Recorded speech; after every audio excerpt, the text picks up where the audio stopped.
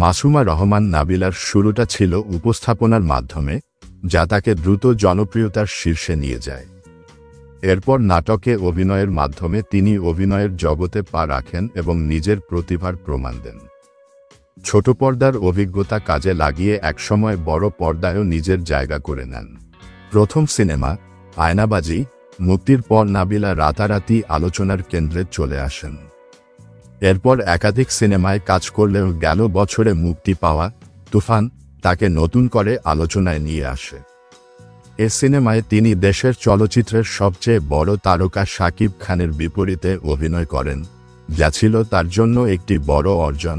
তুফান এর সাফল্যের পর নাবিলার আরও একটি সিনেমার খবর জানা যায়, যা তার অভিনয় জীবনের আরেকটি গুরুত্বপূর্ণ অধ্যায় হতে চলেছে।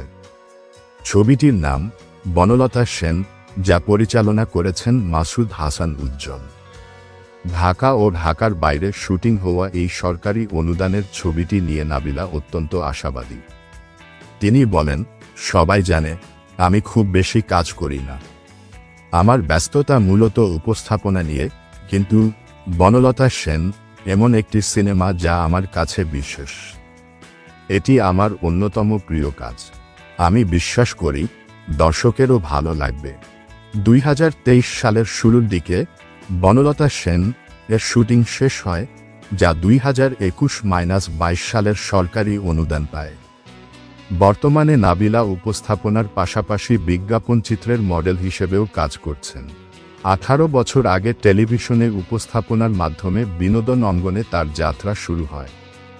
এরপর অমিতাভ রেজা পরিচালিত আয়নাবাজি দিয়ে বড় পর্দায় আত্মপ্রকাশ করেন। 2016 সালে মুক্তি পাওয়া এই সিনেমায় চঞ্চল চৌধুরীর সঙ্গে জুটি বেঁধে তিনি দর্শকদের হৃদয় জয় করেন। নাবিলার দ্বিতীয় চলচ্চিত্র 1975 অ্যান আনটোল্ড স্টোরি তার ক্যারিয়ারে আরেকটি গুরুত্বপূর্ণ অধ্যায় হিসেবে ধরা যায়।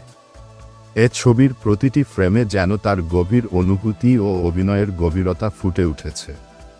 চলচ্চিত্র থেকে উপস্থাপনা, প্রতিটি ক্ষেত্রে নাবিলা তার কাজের প্রতি একাগ্রতা আর ভালোবাসার পরিচয় দিয়েছেন, যা তাকে তার ভক্তদের কাছে আরও প্রিয় করে তুলেছে।